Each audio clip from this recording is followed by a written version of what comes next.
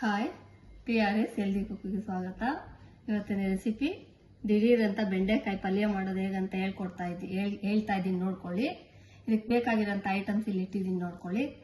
ಒಂದು 1/4 kg ಒಂದು 300 gram ಬೆಂಡೆಕಾಯಿ ಇದೇ ಥರನೇ ಕಟ್ ಮಾಡ್ಕೊಳ್ಳಿ. ಈರುಳ್ಳಿ, ಸಾಸಿವೆ, ಕರಿಬೇವು, ಉಪ್ಪು, ಮೆಣಸಿನ ಪುಡಿ, ಹುಣಸೆಹಣ್ಣು ರಸ ಸ್ವಲ್ಪ ನೆನೆಸಿದ್ದೀನಿ, ಹುಣಸೆಹಣ್ಣು, ಅರಿಶಿನ ಪುಡಿ ಇಷ್ಟೆಲ್ಲ ಹಾಕ್ಬಿಟ್ಟು ಒಂದು ಟೊಮೊಟೊ ಏನೂ ಹಾಕ್ಬೇಡಿ. ಇದಕ್ಕೆ ನಾನೇನು ಹಾಕ್ತೀನಿ ಅದನ್ನು ಹಾಕೊಂಡು ನೋಡಿ.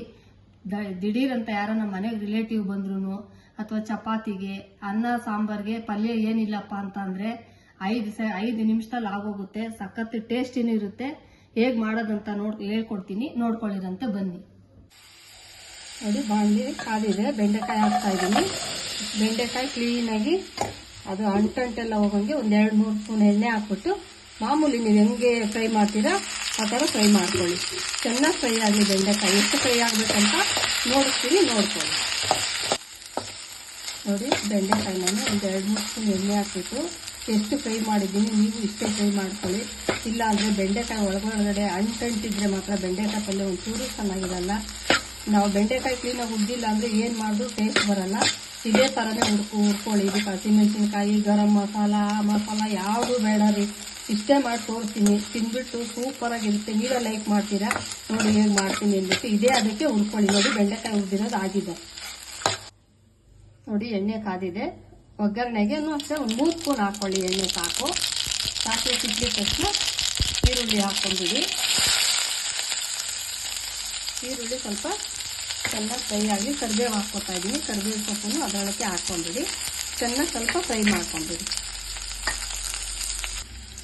ನೋಡಿ, ಈರುಳ್ಳಿಗೆ ಒಂದೇ ಒಂದು ಚಿಟಿಕೆ ಉಪ್ಪು ಹಾಕೊಂಡ್ಬಿಡಿ. ಈರುಳ್ಳಿ ಉಪ್ಪು ಅಂತಂದ್ರೆ ಬೇಗ ಬೆಂದ್ಬಿಡುತ್ತೆ. ಅದಕ್ಕಾಗಿ ಒಂದೇ ಒಂದು ಸ್ವಲ್ಪ ಉಪ್ಪು ಹಾಕಿದ್ದೀನಿ. ಇನ್ನು ಸ್ವಲ್ಪ ಫ್ರೈ ಆಗಲಿ ಈರುಳ್ಳಿ. ನೋಡಿ, ಅದಕ್ಕೆ ಈರುಳ್ಳಿ ಬೆಂದಿದ ತಕ್ಷಣ ನಾನು ಫ್ರೈ ಮಾಡ್ಕೊಂಡಿದ್ನಲ್ಲ ಬೆಂಡೆಕಾಯಿ ಹಾಕ್ತಾ ಇದ್ದೀನಿ. ಹಾಕ್ಬಿಟ್ಟು ಚೆನ್ನಾಗಿ ತಿರುಗಿಸ್ಕೊಂಡ್ಬಿಡಿ. ನೋಡಿ, ತಿರುಗಿಸಿದ್ದಾದ್ಮೇಲೆ 1 ರಿಂದ 1.5 ಸ್ಪೂನ್ ಅಷ್ಟು ಮೆಣಸಿನ ಪೌಡ್ರ್ ಹಾಕ್ತಾ ಇದ್ದೀನಿ. ಹಸಿ ಮೆಣಸಿನ್ಕಾಯಿ ಯಾವುದೇ ಕಾರಣಕ್ಕೂ ಹಾಕ್ಕೋಬೇಡಿ. ಟೇಸ್ಟ್ ಇರಲ್ಲ ಅಂತ ಮಾತ್ರ ಅನ್ಕೊಬೇಡಿ. ತೋರಿಸೋದಂತೂ ಸುಮ್ಮನೆ ಯಾವುದು ತೋರಿಸ್ತಾ ಇಲ್ಲ ರೀ. ಟೇಸ್ಟ್ ಇಲ್ಲ ಅಂದರೆ ತೋರ್ಸೋಕ್ಕೆ ಹೋಗಲ್ಲ. ತಿನ್ಬಿಟ್ಟು ನೋಡಿ, ನಿಜವಾಗ್ಲೂ ಸಖತ್ತು ಟೇಸ್ಟ್ ಇರುತ್ತೆ. ಟೇಸ್ಟ್ ಮಾಡಿ ನೋಡಿಬಿಟ್ಟು ಆಮೇಲೆ ಬೇಕಿದ್ರೆ ನಿಮ್ಗೆ ಇಷ್ಟ ಇದ್ರೆ ಮಾಡ್ಕೊಳ್ಳಿ, ಇಲ್ಲಾಂದರೆ ಬೇಡ. ಫಸ್ಟ್ ನಾವು ಮಾಡೋ ಥರ ಮಾಡ್ಕೊಂಡು ಟೇಸ್ಟ್ ಮಾಡಿ. ನೋಡಿ, ಅರಿಶಿನ ಪೌಡ್ರ್ ಹಾಕ್ತಾ ಇದ್ದೀನಿ.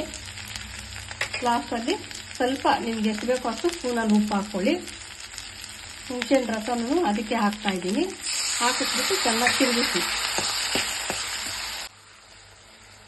ನೋಡಿ, ಇದು ಇನ್ನೂ ಟೇಸ್ಟ್ ಬರಬೇಕಂದ್ರೆ ಒಂದು 1/4 ಸ್ಪೂನ್ ಸಕ್ಕರೆ ಹಾಕ್ತಾ ಇದ್ದೀನಿ ರೀ.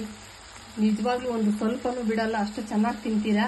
ಫ್ರೈ ಮಾಡಿ ನೋಡಿ. ಹಾಕ್ಬಿಟ್ಟು ಎಷ್ಟಂತ ಒಂದು 1/4 ಗ್ಲಾಸ್ ನೀರು ಹಾಕ್ಕೊಂಡ್ಬಿಡಿ. ಒಂದು 1/4 ಗ್ಲಾಸ್ ಹಾಕ್ಬಿಟ್ಟು ಒಂದು ಪ್ಲೇಟ್ ಮುಚ್ಚಿಬಿಡಿ. ನೋಡಿ, 1/4 ಗ್ಲಾಸ್ ನೀರು ಹಾಕ್ಬಿಟ್ಟು ಚೆನ್ನಾಗಿ ತಿರುಗಿಸ್ತಾ ಇದ್ದೀನಿ. ತಿರುಗಿಸ್ಬಿಟ್ಟು ಪ್ಲೇಟ್ ಮುಚ್ಚಿಬಿಡಿ, ಅಥವಾ ಬಾಣಲಿನ ಕ್ಯಾಪ್ ಇದ್ರೆ ಕ್ಯಾಪ್ ಹಾಕ್ಕೊಂಡ್ಬಿಡಿ. ನೋಡಿ, ಬಿಸಿ ಬಿಸಿ ಬೆಂಡೆಕಾಯಿ ಪಲ್ಯ 5 ನಿಮಿಷನೂ ಬೇಡ ರೀ. ಒಂದು 3-4 ನಿಮಿಷ ಆದರೆ ಸಾಕು. ಯಾರಾದರೂ ರಿಲೇಟಿವ್ ಬರಲಿ ಅಥವಾ ಮನೇಲಿ ನೀವೇ ಚಪಾತಿನೋ ದೋಸೆನೋ ಏನಾರು ಮಾಡಿದಾಗ ಏನು ಪಲ್ಯ ಮಾಡೋದು ಅಂತ ಯೋಚನೆ ಮಾಡ್ಕೊಳ್ಳೇಬೇಡಿ. ದಿಢೀರಂತ ಆಗೋಗುತ್ತೆ. ತುಂಬ ಟೇಸ್ಟಿಯಾಗೂ ಇರುತ್ತೆ. ಅದಕ್ಕೆ ನಾನು ಏನು ಬೇರೆ ಐಟಮ್ಸ್ ಏನೇನು ಹಾಕಿಲ್ಲ, ಇಷ್ಟೇ ಐಟಮ್ಸ್ ಹಾಕ್ಕೊಂಡು ಟೇಸ್ಟ್ ಮಾಡಿ. ಖುಷಿಯಾಗಿ ಮಾಡಿರ್ತೀವಿ. ನೀವು ಖುಷಿಯಾಗಿ ನೋಡಿಬಿಟ್ಟು ಮಾಡೋದು ಕಲ್ತ್ಕೊಳ್ಳಿ. ಹೇಗಿತ್ತು ಅಂತ ಹೇಳಿ ಲೈಕ್ ಮಾಡಿ, ಶೇರ್ ಮಾಡಿ, ಸಬ್ಸ್ಕ್ರೈಬ್ ಆಗೋದು ಮರಿಬೇಡಿ. Okay, bye. Thank you.